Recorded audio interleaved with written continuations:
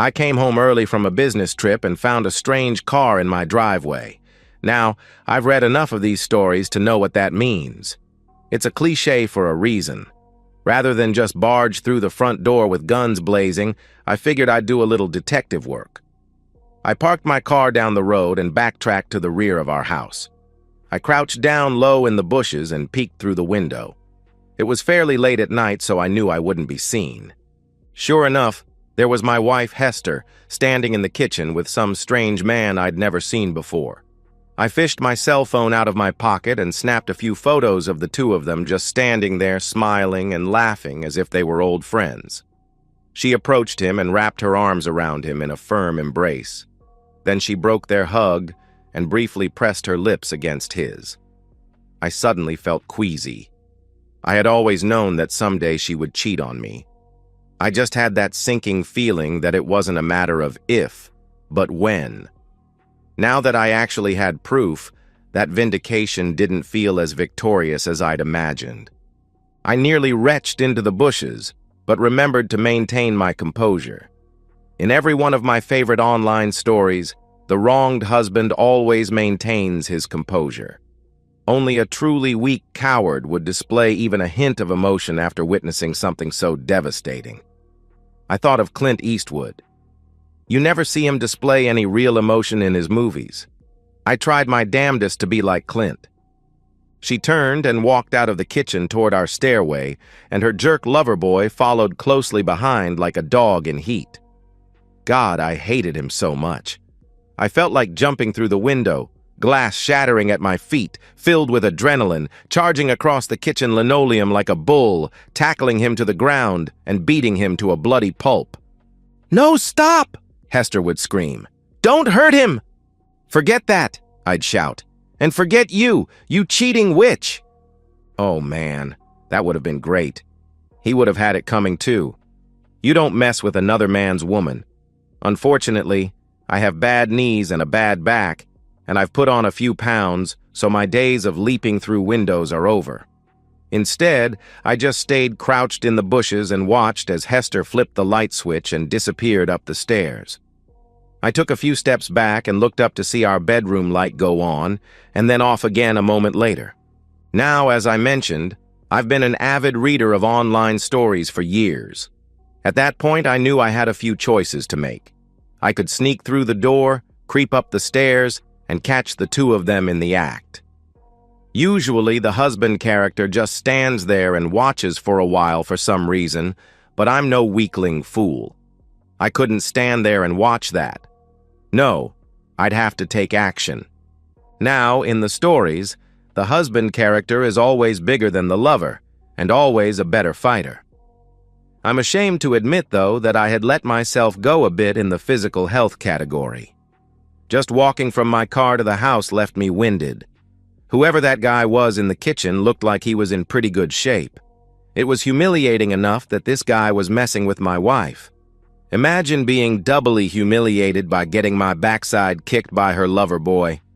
No, I wouldn't be that type of hero.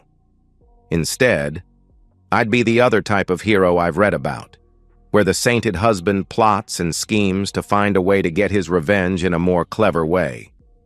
In the end, I'd make sure that she would be humiliated, her lover boy would end up in the hospital, and I would walk away with clean hands and a full bank account. Yes, sir. That would be my happy ending. I needed some time to think, so I booked a hotel room for the night.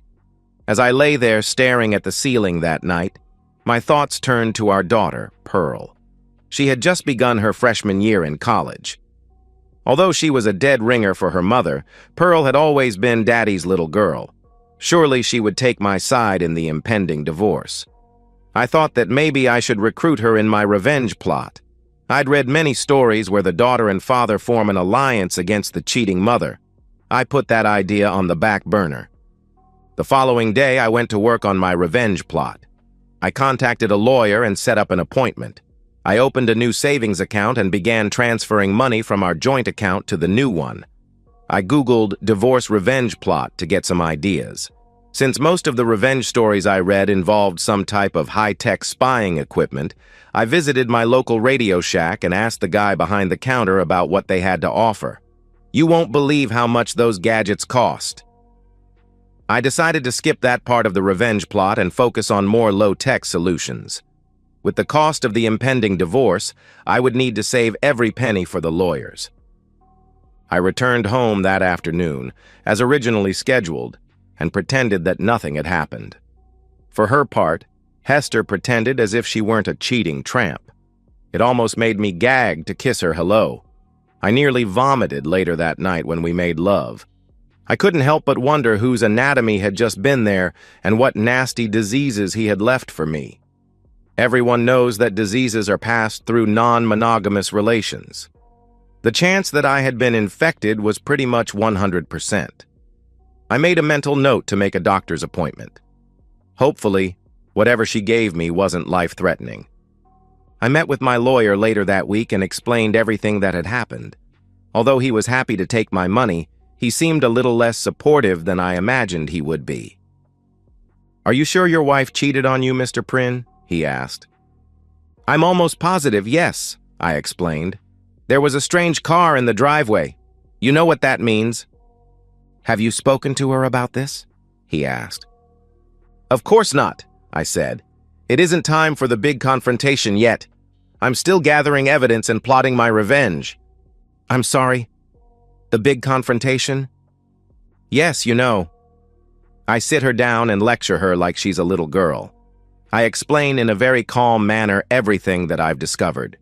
She cries and throws herself at my feet, begging for forgiveness. I refuse to listen to her. I then leave her a sobbing mess on the floor as I storm off triumphantly. The big confrontation. That jackass just shook his head and stared at me like I had 3 heads. By the time I left his office, I was beginning to doubt myself. Maybe I didn't have the evidence I would need to exact my revenge. I had taken the day off of work, so I figured I'd swing by the house to see if I could catch her in the act again. Sure enough, when I rolled up in front of the house, there was yet another strange car in the driveway. This one wasn't even the same one I had seen before. How many guys was she fooling around with behind my back? Once again, I parked down the road and crept back to the house, ninja style. I found the garage door unlocked and quietly entered. I then tiptoed up the stairs and cracked open the cellar door. I peeked my head around the corner and spotted them in the living room. Some young guy was seated on our love seat facing me. My wife was kneeling in front of him. Her blonde hair was bobbing up and down in his lap, while he closed his eyes and wore a big, smug smile from ear to ear. God, I hated him. I quickly whipped out my cell phone, switched over to video mode, and captured several minutes of footage. The jerk suddenly opened his eyes. I thought he looked straight at me, and I panicked and quickly scampered back down the stairs and out of the garage. I made it back to my car and watched the house as I waited for Loverboy to leave. The fool took his sweet time finishing his business.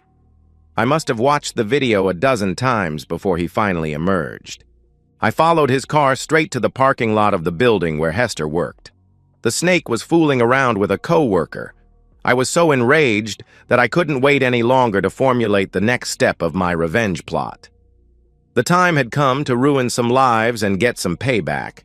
With damning evidence in hand, I marched straight into the office to the front desk and demanded to speak to Hester's manager. "How can I help you?" he asked after greeting me in the lobby. I asked to speak to him privately, and he led me into a small conference room. "I have some evidence of employee misconduct," I said gravely. He simply stared at me blankly, so I produced my cell phone and played the video for him. I grinned with great satisfaction as I watched his eyes widen and his jaw drop. When the video ended, he asked, "Why are you showing me this?" "Do you recognize the man in that video?" I asked. "Of course, that's Charlie." "And the woman is my wife, Hester Prynne. I want them both fired immediately." "Fired?" he said. "On what grounds?" I sat back for a moment, stunned. "What do you mean, on what grounds? Your 2 employees are committing adultery. Isn't that a violation of company policy? Don't you have rules regarding employee conduct? Of course, he said, but I don't see how this is any of our business. What an employee does on his or her own time is not our concern. Our code of conduct pertains to public behavior and statements that negatively impact our company's image. These two people were in the privacy of their own home. I shook my head in disbelief. Firing employees for adultery was so common in the stories I had read that it had almost become a cliché. I stormed out of the office and headed back to my car. On the way, I spotted the creep's car. I took out my pocket knife and poked a big hole in all 4 tires. That would show him for messing with my woman. Next on my to-do list was a visit with my doctor. After an extended wait, I was finally led to his small examination room. I need a disease test, I explained once he finally arrived. He tried to hide his surprise but failed. Okay, which one? I'm sorry, I questioned. Which disease test? There are more than a dozen of them. Herpes, chlamydia, hepatitis, gonorrhea, syphilis, HIV. Just, a disease test, I said. Can't you just test for them all? I'm sure I have something. Okay. Well, there is a 10-test panel. Okay, let's do that, I replied. It's $350. I nearly fell off the little table. You're kidding me. Well, unless you qualify for low-income status. Shoot. Did I really want to pay that kind of money or just wait for the symptoms to appear? Reluctantly, I shelled out the cash. Better safe than sorry. The nurses collected just about every bodily fluid I owned, except the fun one, and promised I would have the results by the end of the month. When I returned home that evening, I was surprised to find yet another strange car in the driveway. This time, it was a police cruiser. I tentatively stepped through the front door to find Hester chatting with 2 uniformed officers. Henry Prynne? One of the officers asked as they both approached me. I merely nodded. Sir, we need you to come with us down to the station. We have some questions to ask. What's this all about? I asked. Sir, we can talk about it down at the station. They each grabbed me by an arm and escorted me to the back of their cruiser. I looked out the back window as Hester stood in the doorway looking upset and confused. Once we arrived at the station, the 2 cops led me to an interrogation room where they showed me footage from a security camera. There I was, in full high definition, slashing the tires of that jerk's car. There was no denying it was me. I was screwed. I spent the night in a jail cell and was released on bail the following morning. I ended up paying a massive fine along with the cost of damages for the tires. I really don't understand how that happened. In the stories I've read online, the husband always gets away with whatever vengeance he takes on his wife or her lover. Heck, they even get away with murder. All I did was slash a few tires. Hester was furious with me because I refused to explain why I did it. It wasn't time for the big confrontation just yet. I had to wait for my disease test results. I figured that would be the ultimate piece of damning evidence. Incredibly, though, when the results finally arrived, I was given a clean bill of health. Just my luck. I must have been the only guy in the history of humanity whose wife had relations with another man and didn't end up with a deadly disease. It seemed as though nothing was going according to plan. My disease tests came back negative. My lawyer seemed to think that photographic or video evidence wouldn't make a difference in our divorce proceeding.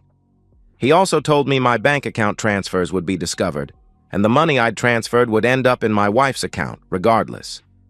Hester's manager refused to fire her or her lover. I couldn't beat up either of her lovers and couldn't even slash their tires. All that was left was the big confrontation. At least I still had that. I sat in my swiveling chair in the center of our living room and waited. In one hand, I held a glass of scotch.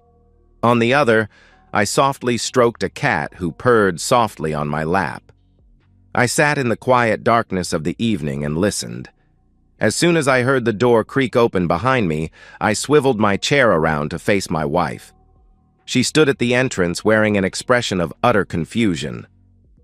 "Hello, Hester," I said in a low and calm voice. "I've been waiting for you. She frowned and shook her head as she closed the door behind her. "What on earth are you doing? And where did you get that cat?"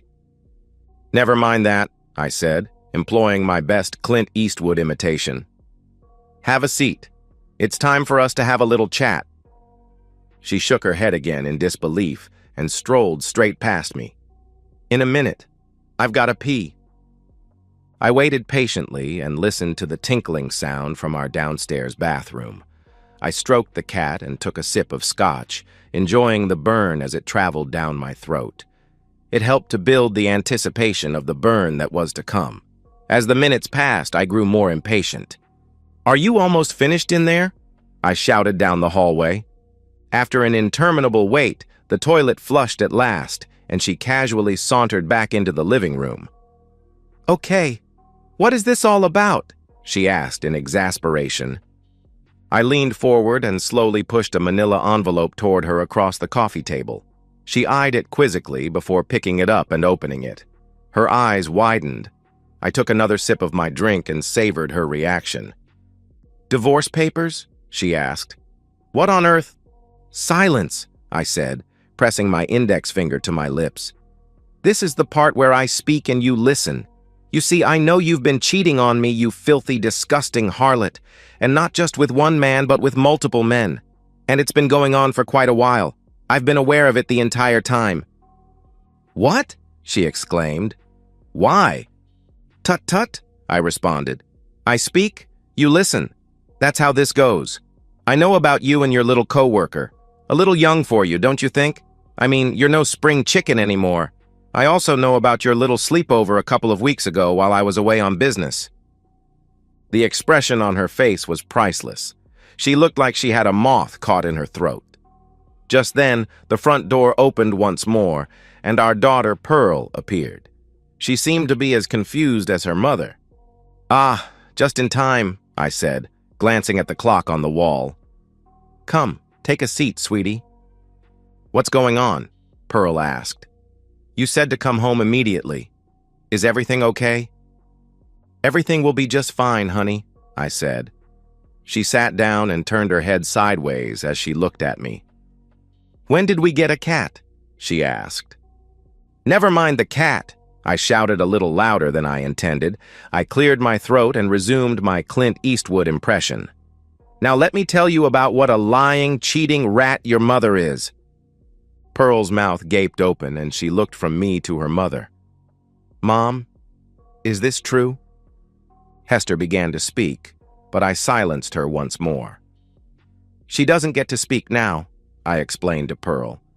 "But by all means, if you want to take this time to tell your mother what a disgusting cheat she is, feel free. Maybe you could come up with some inventive names for her, like Skankosaurus or Cheaterella. Really, I don't want to put words in your mouth. Just fire away whenever you think of them. Be creative." "But why are you saying this?" Pearl implored. "What makes you think she's cheating?"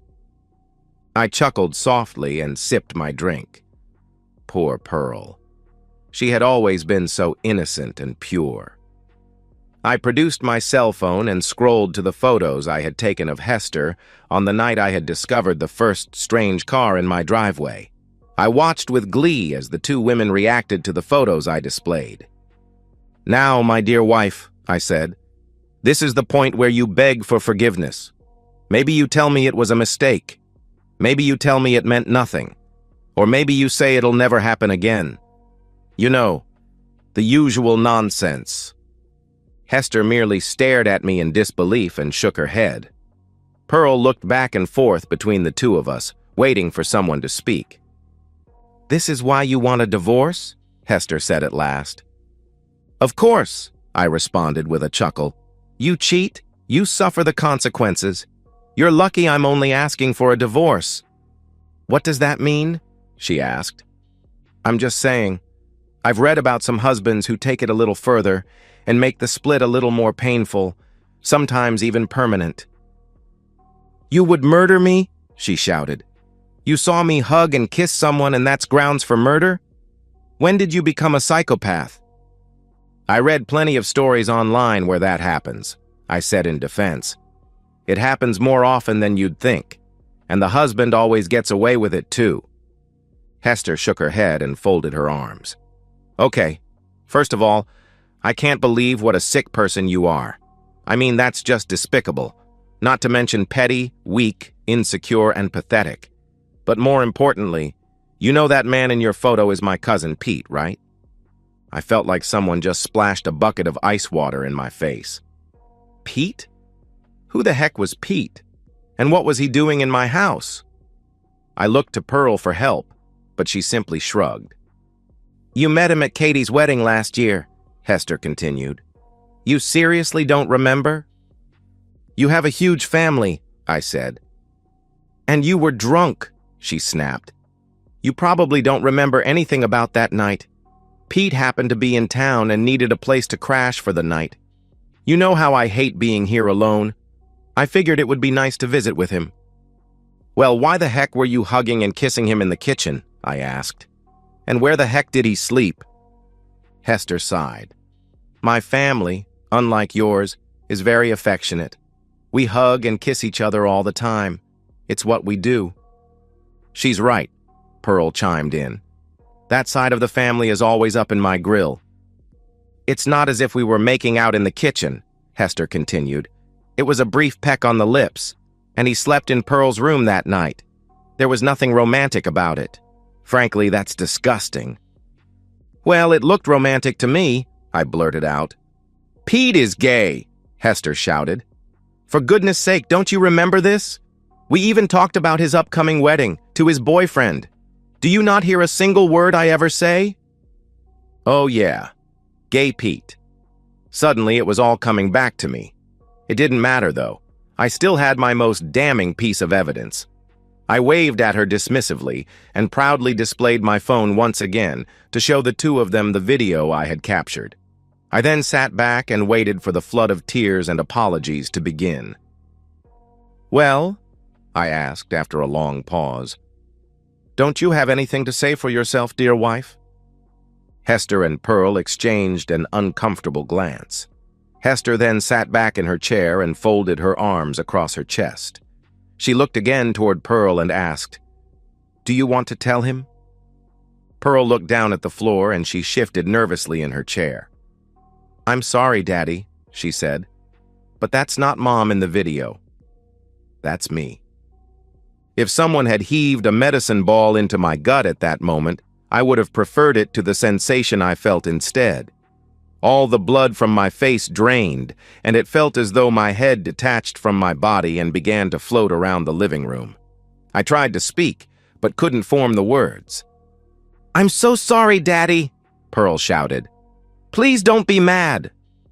It's my fault, Hester interjected. I introduced the two of them. He's an intern in my office. He seems like a nice kid. I thought the two of them would hit it off. I had no idea how well until now. We kept in touch with each other when I went away to school, Pearl explained sheepishly. One thing led to another, and he wanted me to come home for a short visit. I knew that no one would be home, so... Oh, Pearl, Hester said, shaking her head. Pearl shrugged. I said I'm sorry. All of my plotting and scheming had gone horribly wrong. It turned out that Hester wasn't cheating on me. That whole time I had convinced myself that she had wronged me, just like all of the heartless, soulless wives I read about online. She wasn't like that, though. She wasn't a cheating harlot after all. Instead of listening to her beg and plead to save our marriage, the tables had turned, and I began pleading for her forgiveness. Please forgive me, honey, I said. I'm so sorry I doubted you. Let's just put all of this ugliness behind us and go back to the way things were. When Hester looked in my eyes, I saw pity.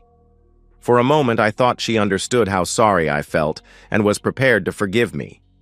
She took the envelope from the table, and I expected her to shred it to pieces. Instead, she tucked it under her arm and stood from her chair.